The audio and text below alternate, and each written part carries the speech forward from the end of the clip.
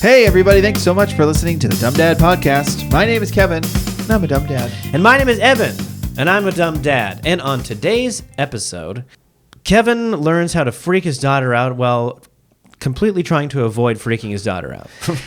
And on today's episode, Evan makes a vow to himself not to help his children at all with his homework. That's all it is. Nothing to add to that. He doesnn't like helping his children with his homework. It's not my homework. You don't even need to listen to this episode. I'm just telling you. You can stop listening now. Evan doesn't like helping his children. Cheers, dummy. Cheers. Hey, a little housekeeping first. If you guys haven't subscribed to this podcast on Apple Podcasts, please do so. Rate and review this podcast. Give us the 5 stars. Helps push us up. Thank you. We could use the subs, the follows. I don't know what it is anymore. I think it's follows. We'd use the follows. If you haven't done that already, please do it. Send this to other dads and moms, parents, grandparents, whoever you think could enjoy listening to this podcast. And maybe we'll read a review on this very podcast. I would love that. Let's jump right into this morning of chaos. Uh-oh. For me, Kevin. I want you to listen to the story. And then at the end, don't tell me what to do. If you wouldn't mind, as my co-host, I listening to the story. Have to file my taxes. So you go ahead and tell your cute story. Sure. Here we go. It was a cool evening. So on the way to school today. Oh, sorry, I gotta answer this text. 1 second. Oh, it's my dad. He finished his connections today. Oh, yeah. I don't really do those anymore. I rarely drive steamboats, Dad. Okay, so... All right, bit over. So this morning, on the way to school, we're still going to the same school. We definitely live further away from it now. Haven't been expelled yet. Kids are doing all right. We definitely live further away, right? So it takes... The wild thing so far, of what I'm discovering, is that there's like a 5-minute window to leave in the morning. If you leave earlier than that 5-minute window, you're going to be like early enough to where it's like, this is a bummer. Now I'm standing around here for like 20 Are the doors minutes. not open yet? If you get there that early? No, not quite. But my daughter's classes, their kindergarten classes, they stand in line outside. Yeah, they do. So like, I don't want to be like standing there for half an hour. You know what I mean? Like kids are like antsy. So we have their friends to chit chat with. So you got 5 minutes, and then after that 5 minutes, if I leave with the kids after that 5-minute window, like even like 1 or 2 minutes after, it seems to be like you are pulling up to school at 8. And like, so what's your window? It's like leave early, 7, 25 minutes, leave late, 45 minutes. Basically, like if I leave at between 7:15 and 7:20, I'll get there like 20 minutes early. From 7:20 to 7:25, anywhere in that window, I'll be about 10 minutes early. Okay, yeah. If I leave at 7:25 or after, like 7:25 to 7:30, it's like as soon as you turn maps on, it's like you're gonna be there at like 8:01. It's like, man. So making me do math. Sorry, yeah. I said 20 to 25 minutes. You said if I leave at 7:15, I'm 20 minutes early. I don't know what that is for your school. Train A, I hated this. Really didn't ever even give too much effort into those. Hated those questions. Look at us now. Nobody uses trains. So I have a half an hour to do this test, and this question is going to take me a half an hour. There's 30 questions. Yeah. Okay, so you're so having I'm on my way to school trouble. the whole time. I'm looking at it. 7:58, 8:01 arrival, 8 o'clock arrival, 7:59 arrival. I'm trying to I got red lines in front of me on the maps. I'm doing everything I can to It's not on the kids to put worry into them or anything. And I'm honestly not worried. It just means I don't want to have to get there and go into the office. Do they have stress about being late? They sometimes do, because they can see what they call sat nav. And because that's what they call it on Bluey. So they call it sat nav. Oh, okay. I was like, why? I know. And so they'll, especially my son, who's a little worrier, he'll look at it and be like, we're going to be there at that time. Oh, man. It's like, don't worry. Even if we get there at 8:05, we can walk into the office. You'll still be, it's going to get written up. Yeah. I mean, I have not had to do that. I don't want to do that. You kind of get them. Because then it's like, well, you're more like get them on the other end, Yeah. Pick them up from the office. So here's the thing. I totally get it. We're going to get there 8:08, 8:01. I'm doing my best. I'm okay, hopefully we'll be up there. The gate will still be open, and essentially it'll just be last second, kind of yeah, sorry, Tuck and roll, kids. So the other part of this story is that when you the side of the school that I park on to drop the kids off, where my daughter's gate is like chaos in the morning, every morning. Kindergarten? Yeah. Yeah, it's pretty wild. I mean, kindergarten, I first imagine grade. that's every school because ours is pretty intense too. That side of it is just like, last year we didn't have to go there because my daughter wasn't going to this school, and my son graduated to the other gate, and it was like, oh man, easy breezy. Everyone's like walking down, whistling, saying hi to each other. Yeah. Not chaos. This is chaos, right? So normally what happens, I did this when my son was at that gate for 2 years. Okay. And I've been doing it every day this year. Chuck him over the fence. That I need to do. Chuck him over the fence. Go over the far end where there's nobody there. Hopefully, sometimes I get him to land in the slide, and it's an easy way down. It's awful when they get caught on the top clip thing, and then they're just like hanging by the top of the fence. Can you help me down? So as soon as I turn the corner, same thing. Chaos. People are always like getting kids out of the car in the middle of the street, not even parking their car. Yeah. So now I'm waiting, and even more late, if potentially late, or pushing it close. Yeah. That you decide, well, why don't we just throw the flashes on? You get out. Everyone behind me turning onto the school road from the main road will wait as I get my kids out in the road. And like that kind of stuff makes me so mad. Sinful. So what I normally do, like as soon as you pull up, there's this like little alleyway, like between like the back of a bunch of houses, like their rear facing garage is like a little alleyway, and like this huge apartment complex. There's like a little alleyway. And yes, it says no parking. Don't park in here, okay? This is a private property, whatever. Yeah, Everyone parks down there. The whole alleyway is like full of cars for 15 minutes, okay? If all your friends jumped off a bridge. Well, no, the thing is like, I guess not everybody does it because it's like usually there's a spot there when there's nothing on the street. Right. And if there's nothing on the street, it's like, well, now, whatever. Some days it's like, we're here at 7:55. Yeah. I'll pull down the alleyway because there's no parking. And there's no parking in the sense that like I'd have to drive like 2.5 blocks away, which would then make us late. Right. Right. So especially when you got people pulling around in front of you doing all this crazy stuff. So today, just like any other than we were pushing it pretty close. We literally turned onto the road at 8 o'clock. Gotcha. And the gate closes at 8. It closes probably 8:05. There's like a bit of a grace period because it's kindergarten and first graders and everybody. And let's make this exciting. 7:59, the gate closes. Yeah. She started doing it, but the teacher goes really I got slowly. the kids halfway out the window right at this point, thrown their lunches on the sidewalk. We had to tell the story like those like 90s movies where there's 3 seconds left before the bomb goes off, but you see like 90 seconds of activity. I mean, it's like, I know it's a film, but you went over 50 like so many times in the footage. So many times. No one can jog 6 steps in 3 seconds. Nobody can do it. So I use the alleyway, and as soon as I get out of the car with the kids, I'm like, okay, we got to get across. We got to get over there really quick. And they're like, okay. They've got both their hands and look both ways, start to head across the street. My friend comes up to me. She's like, give me your kids. There's a cop. And I was like, what? So she takes my kids, runs them across the street, and like shoves them in the gate as I turn calmly around and go back to my car that had probably been there for like 90 total seconds at this point. Okay. But the cop was definitely walking down the alleyway with a clipboard and a piece of paper. And this is what I don't know. Did you hustle I didn't that see out him of give anybody a ticket, but I definitely saw him write a bunch of stuff down. Wrote down some plates. Yeah. Can he write plates and I just get a ticket in the mail? I think so. I don't know. Now, here's the thing. Here's my question to you. I've seen them take photos. Do you see their little pad has a camera on them? I think he probably was doing that. I've seen them do that. He's probably where they like doing hold that. it up and take pictures, which is funny. I'm sure he was doing that. So here's the thing. How in the wrong am I? I know like legally it says you can't park there, and so I should never park there. But again, and I get your bridge comment. Yeah. It's chaos. Sure. Right? And I'm not looking for excuses, or I'm not trying to make any excuses. Like, I don't even know if they can do that. But if I get sent a ticket in the mail, like, fair enough. Yeah. You know? That's correct. Been doing it for like 3 years, but sure. So I get it, but the dad in me on the way home is like, where the hell is a cop any other day of the week when people are just stopping in the middle of the road? Gotcha. Or double parking everybody, or parking like so people can't get around them. Like, where is a cop every other day?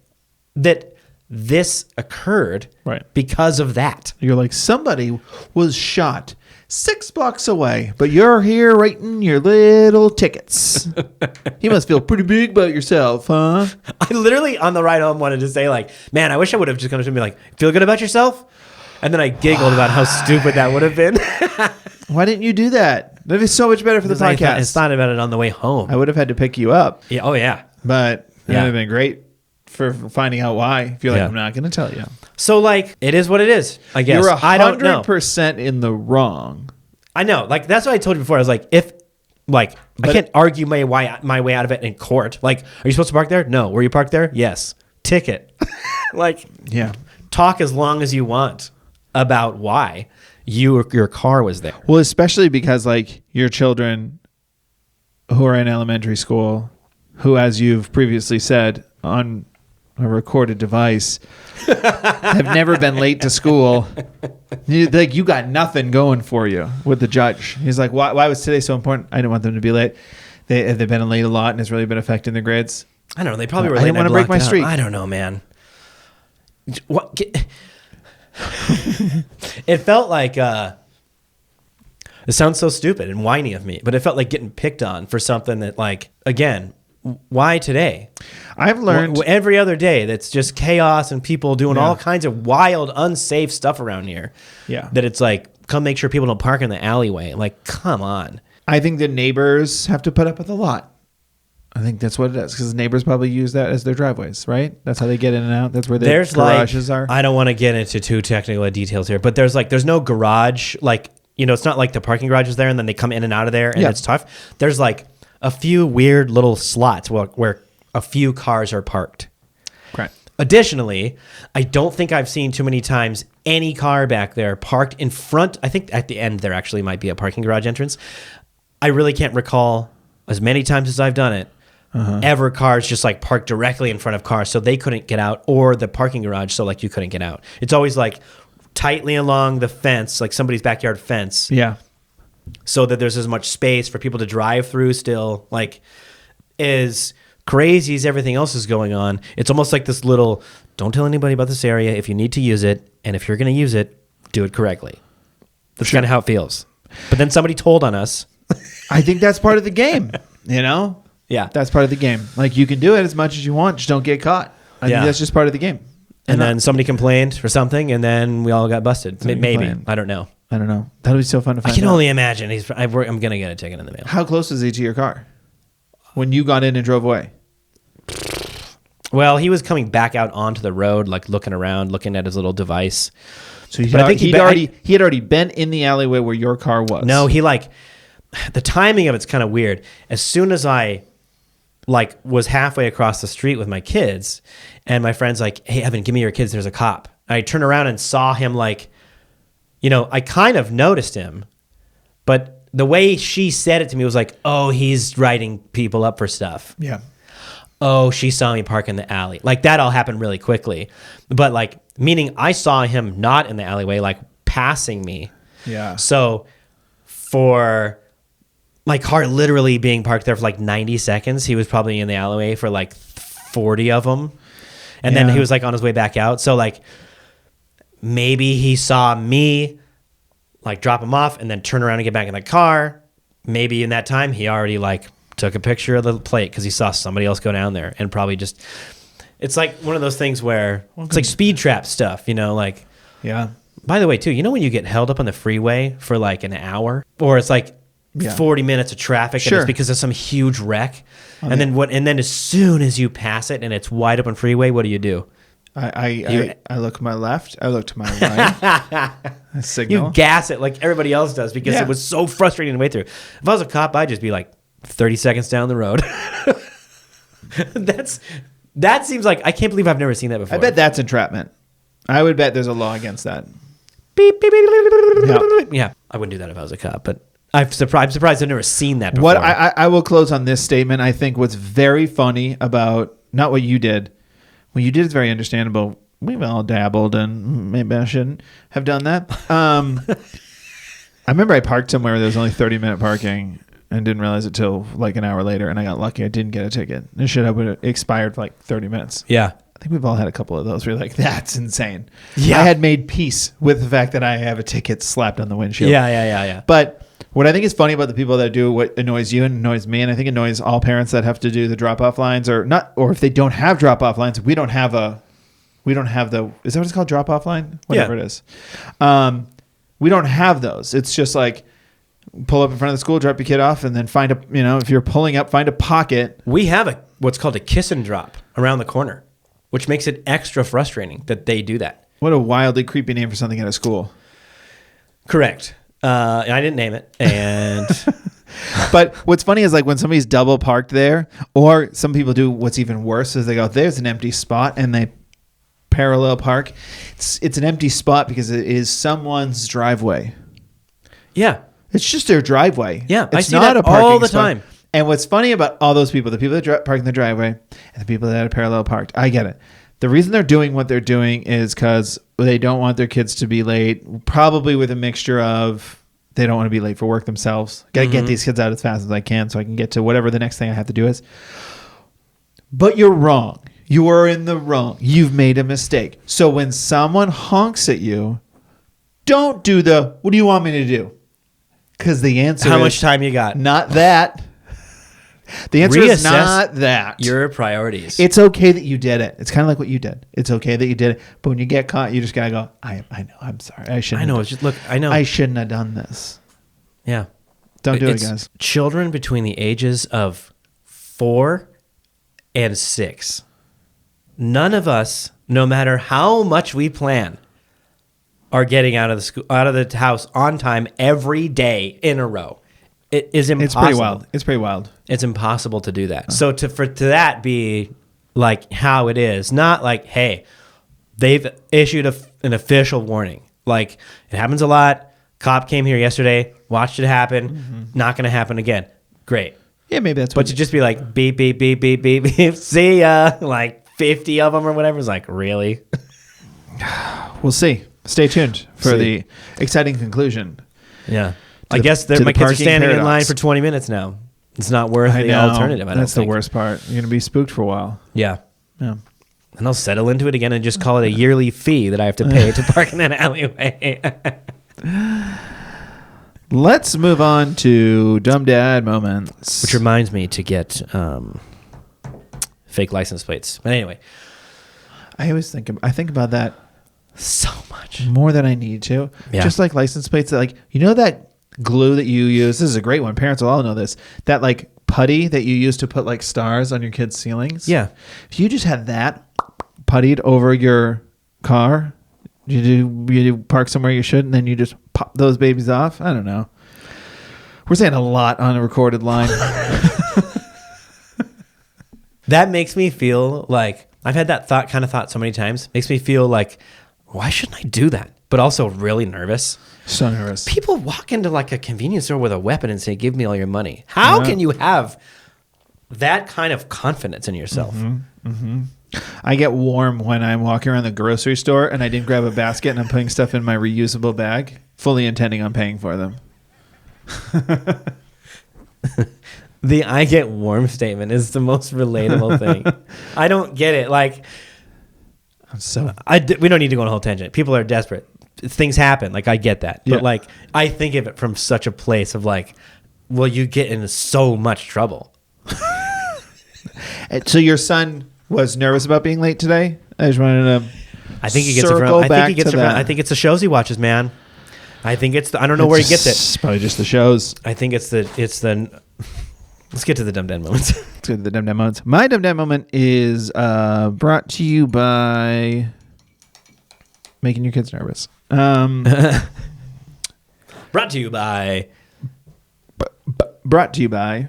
I believe I talked about this maybe on a live or something, but I'm going to talk about it now. And so my daughter. What's it brought to you by? Don't leave us hanging. Huh? What's it brought to us by? Nerves. Oh, nerves, really? Yeah. Oh, I thought you were still going on the joke of the last one. Let's cut it all out. No. It was a perfect transition until you deconstructed it. I'm that thick. So my daughter is taking the OLSAT. There it is. Yeah. I got it. Yep. Don't know what it stands for. Yep. We'll just, yep. Look, a robotic voice here. Insert robotic voice here that says, OSAT stands for. And it's just this assessment test that they can take, from what I understand, any grade. But ideally, the best time to take it is second grade, because obviously the test gets harder as they get older. Second grade is considered the sweet spot, so that's when most kids take it. So my daughter was recommended for it, which was nice, because what is they testing for? Let people know. the gifted and talented, just kind of seeing where they land on, are they performing higher than their grade and need a little bit of an extra challenge? Yes. Or where are they? Yeah. It's one of those things that no wonder I did as poorly as I did in school. When I find out that in second grade, there's this test that determines everything for the rest of school. I was like, for the rest of school? I got some wild memories of second grade. I bet if I took that test, it didn't go well. If you finished it. If I finished it. If I wrote my name on it. So my daughter was taking a practice test for it last week. Mm-hmm. So we told her about it the night before, and that hey, we got to go to bed soon. And she's like, we do? And I was like, yeah. It was her normal bedtime, but we were really being on top of it. Not aggressive, being cool, being the cool parents. Yeah, we're so cool awesome. parents. We're like, hey, dog, probably time to, hey, fam. Let's get the teeth sweeping happening. Yeah. What? Maybe dab some floss in between there. Don't dab. It's on camera. Don't do it. So we were like, oh yeah, you have the practice test for the OLSAT tomorrow. And she's like, what's that? And I was like, it is honestly nothing. It's just a test they're going to have. Now that you I've said take. it out loud. Well, no, we kind of we were just like, you do have a test tomorrow. We would like you to do the best you can. She knew that before. But when she was prodding for it, she was like, what is it? And we were like, it's just going to be a test to kind of see, like you just said, really was what we said, was just to see where you land. Do you need a little help? Are you right where you need to be? Just all that kind of stuff. Mm-hmm. Everybody's going to be taking it. So you just got to do that. And she had the worst night of sleep she had ever had. Mm-hmm. Ever. And it was that same night my son had the worst night of sleep ever. And that was a night. A twofer. Double whammy, you might say. That was a twofer. A son came into our room. I was like, I know this is going to be bad. It was just early enough that I was like, no, this is going to be a bad one. So I took him to our bed. I took him to his bed. So I went and laid with him. He fought me physically all night. Oh, yeah. And he was fighting me enough that I was like, he's having trouble sleeping. And then, so anyway, my daughter, she had a bad night's sleep. She woke up, had breakfast, got her off to school. She definitely told us, she's like, I'm really nervous about this test. And we were like, it's one of those moments as a parent where you're like, I didn't do anything. Yeah. I just said, I explained it to you. That's what I did. You got a test tomorrow. Just want you to get some sleep. What's the test? It's just a little placement test. It honestly doesn't matter. You're not going to get kicked out of second grade. You're not going to be brought out of second grade. Nothing's going to happen when this test is over. You will be exactly where you are. Your seating arrangement won't change. It's all going to be the same. And she's like, I understand. This is an important test, and if I fail it, it will affect me for the rest of my life. And I'll get kicked out of second grade. Those were the key phrases I took from that little paragraph you said to me. I'll get kicked out of second grade, but I will be in the same seat. Remember, I'm 5. I'm 6. I can't really. Good Lord.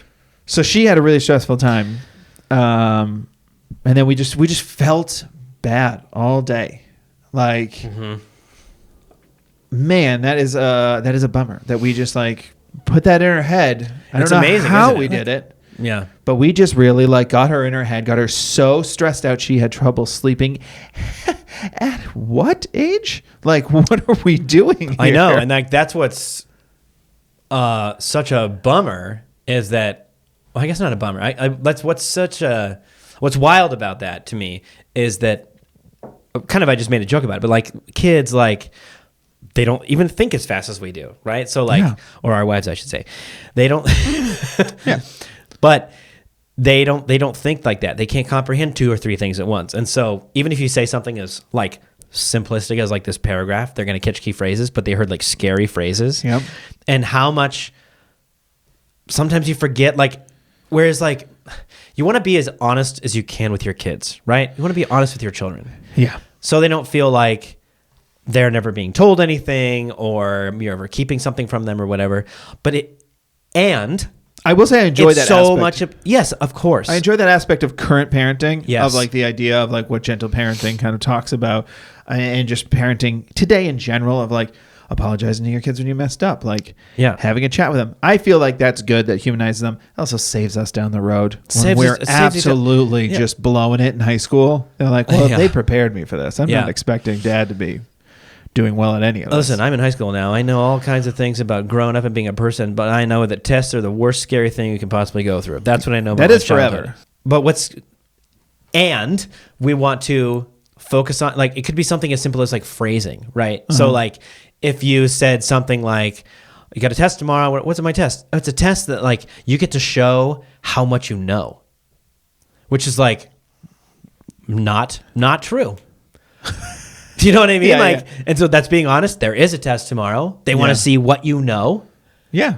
And you take all the pressure out of it by saying, but there's nothing like wrong with what you did. It's what's wild about it is like you realize there's so many things about parenting where you're like, you still are trying to do the best by your children. And then you realize like, oh man, that freaked her out. It's the same thing with like toddlers and tantrums, right? It's this idea of just like, and maybe not even toddlers, maybe a little older than that, maybe like my son's age and your daughter's age, like 4 or 5, where it's like they freak out of nowhere or seemingly out of nowhere, but you're also like, but they've only been conscious for like that to their memory, like a year or two. Like they really only remember 6 months ago. Like they, like it's like, so when they flip out, you're kind of like, that's understandable. There's a ton going on. And the same is kind of true of our kids as they get older. And you're just like, okay, yeah, that's fine. I'm saying it's not a big deal knowing that like I'm 39 and like there was a big chunk of high school about balancing a checkbook. And I know your wife still does it, but like most of us aren't doing it. So when I tell you like, listen, we might not even have numbers when like you're my age. It's gonna be robots for that. Yeah, it's just gonna be like a meter. Yeah, like a. She doesn't understand. All she understands is like, there's a test tomorrow that you need me to sleep for. Yeah. I've never needed to sleep for anything. Yeah, that's all I know.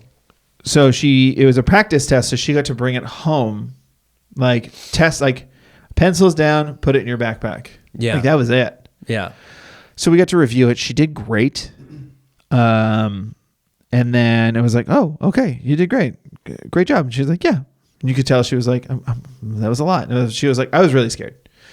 And it was funny because it was a dumb dad moment on my wife and I, but it was, I think my wife was trying to talk her off the ledge that morning.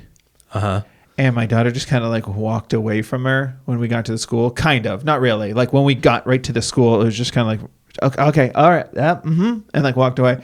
Oh, and like, then my daughter did say to my wife, she was like, we were like, were you really nervous?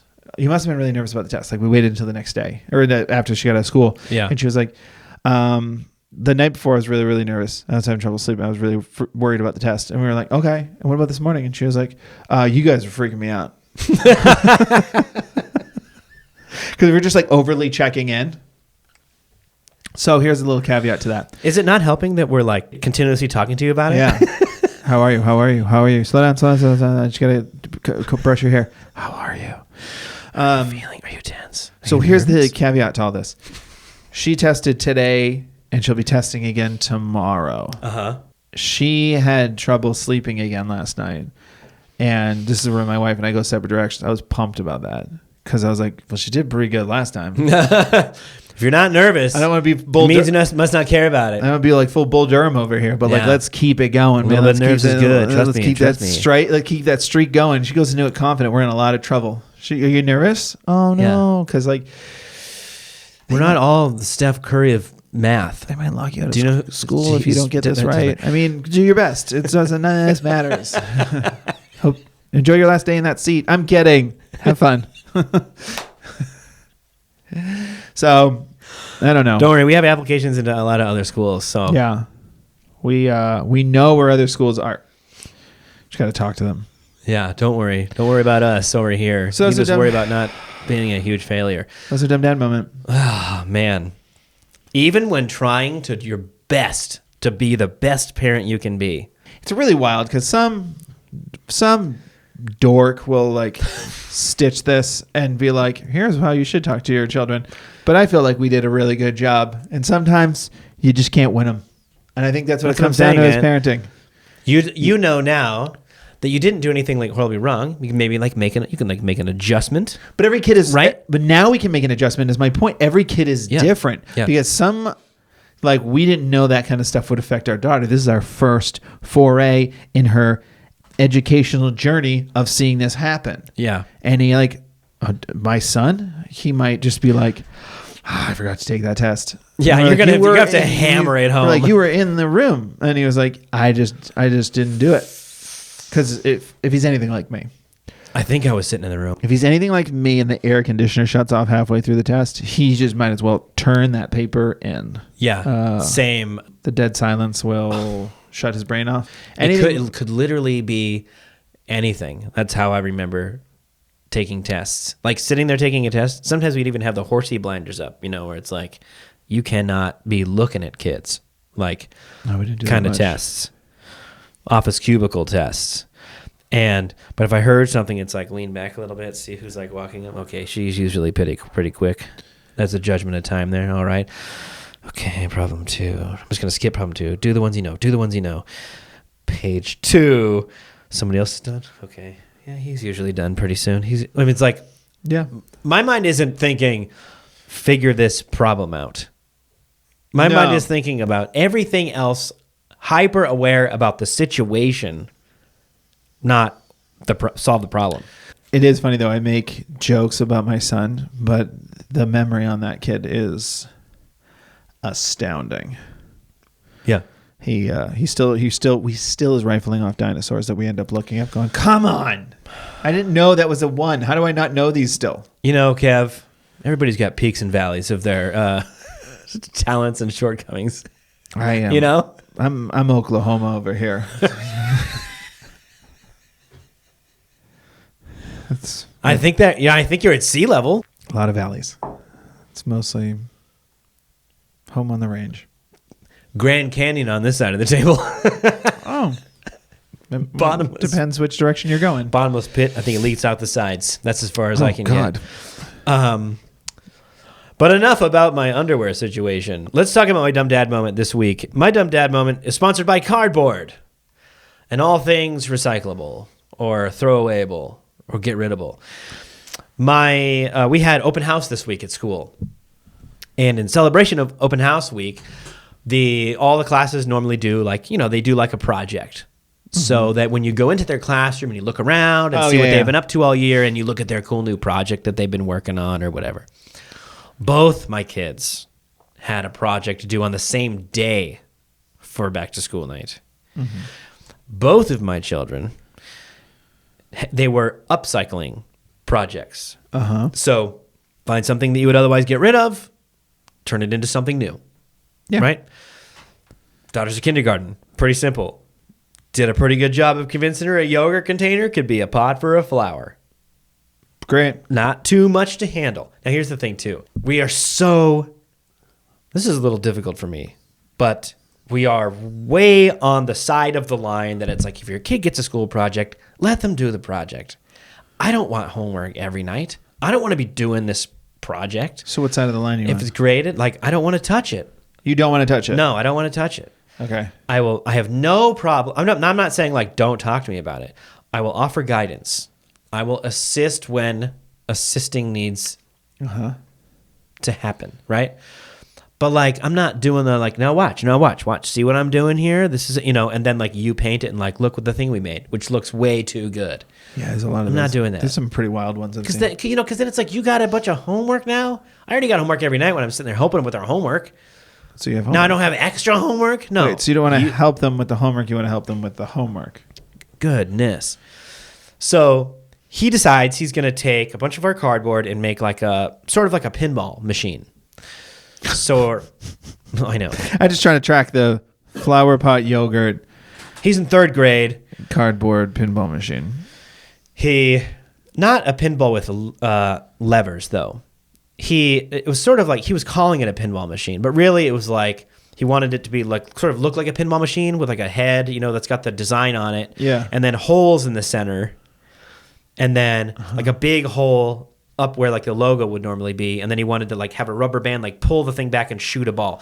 He designed it off of Angry Birds. So the ping pong ball he made it look like the little red Angry Bird. He colored it, drew it. And then he drew like the grass and the lawn and like pigs were in the hole, like represent the holes. Yeah. And then like the big, huge pig at the top was like 1,000 if you get it through his mouth, basically. Okay. So I helped him out with like cutting the shape out. Yeah. And then additionally like cutting some of the holes and stuff and assisting in like gluing it together. Great. Pretty basically all I did. He got all the pieces together, got like the tag board, covered it, did the artwork, like penciled it in first, went over it in pen, did a really good job, made it look pretty cool for like a third grade project or whatever. Yeah. This thing's probably like 24 inches long, 10 inches wide, something like that. So one of the days we were, my wife is out with my daughter and like I was doing some stuff in the backyard and I was like, hey, why don't you come work on your project? I got some stuff to do in the backyard so we can both work on our like projects together. Right. So like, he's like, okay, just having a really nice day outside. Actually, it was nice outside and he was working hard and was asking me questions and showing me stuff and I'd give him little pointers, but he was just out there working hard. And like, he had been working on it little bits at a time, but today was like Sunday. We're going to finish it. It's due Tuesday so that we're not stressing out Monday. Yeah. We're not up late Monday with whatever. We're just going to get it done Sunday. So he basically gets all the way down to the point where it's like, can you help me now? Can you help me glue it together? We glue it together and we're going to let it dry. We get to up until about dinner time. And the only thing that has not been addressed yet is like how this ball is going to like shoot forward. I knew that was going to be a big thing for me to probably like really sit with him and like figure it out. Because even I was like, I don't really know how we're going to do this out of like just whatever we have. Yeah. So he's thinking like just put two like pins in like the cardboard, put rubber band around it. I'm like, right, but that goes under the ball. Like it has to like meet the ball in the center. Yeah. This kind of stuff he's just not thinking about, which is totally fine.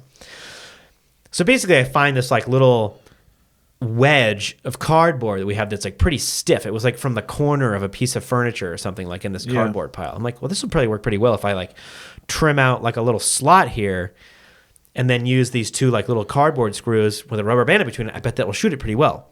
Yeah. So I pitch him the idea. He's like, I love it. So he kind of draws out what he thinks it should look like. I'm like, okay.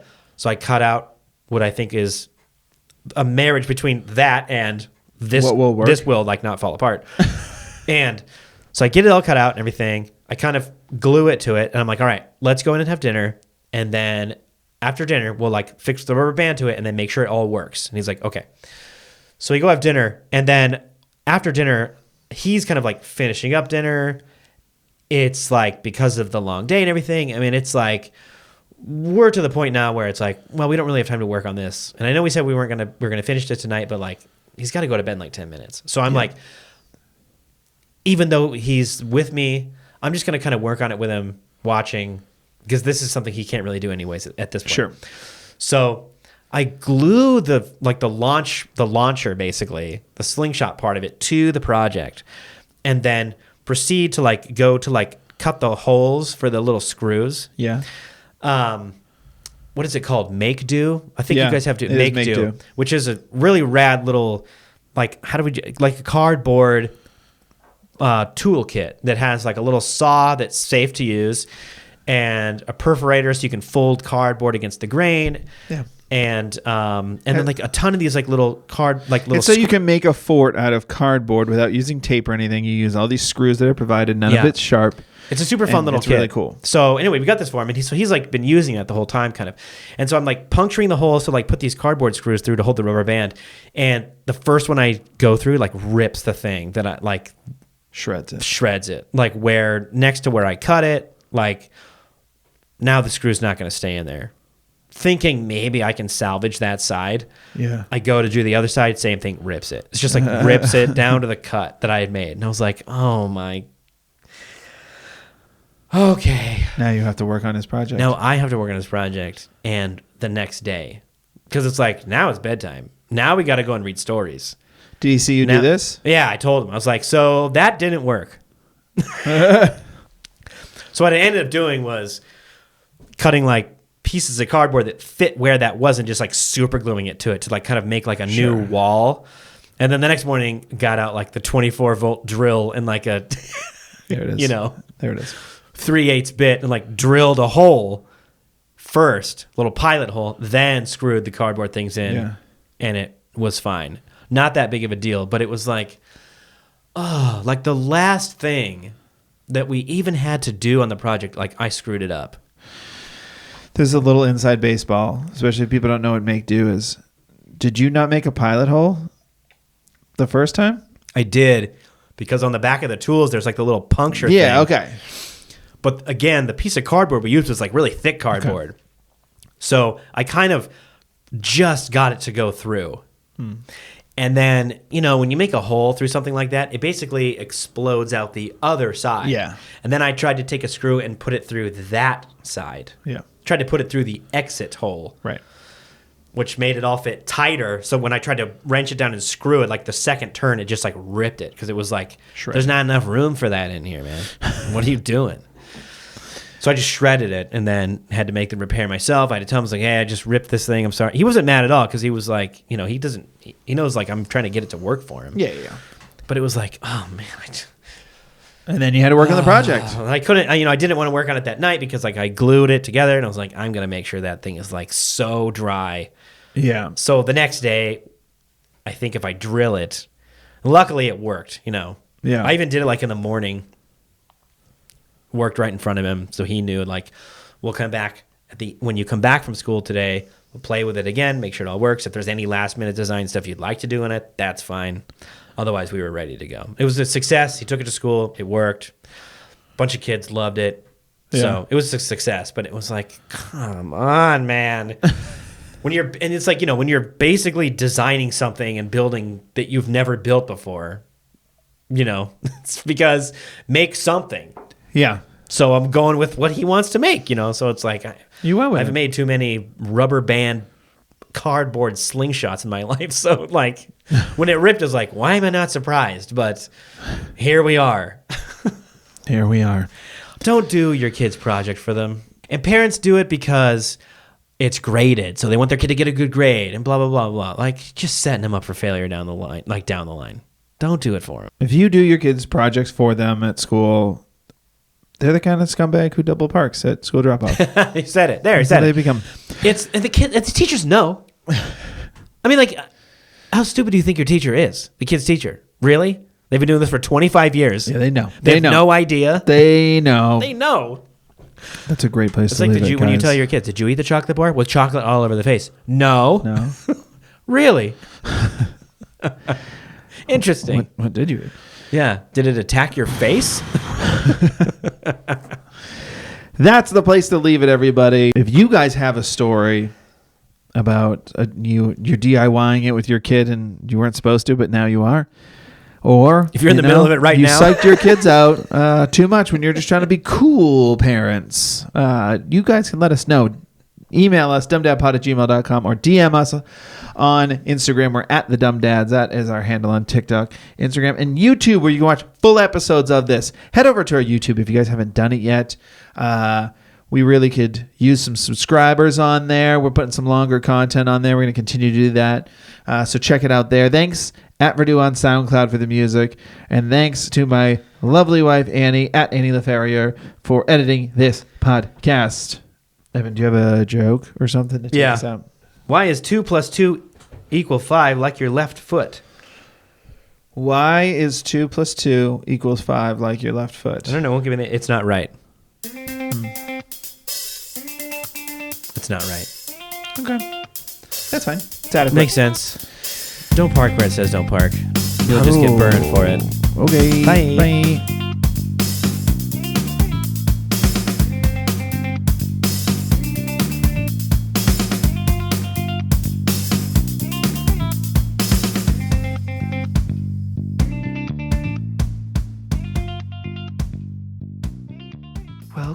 to the world, little one. Welcome to life. How do I stop this?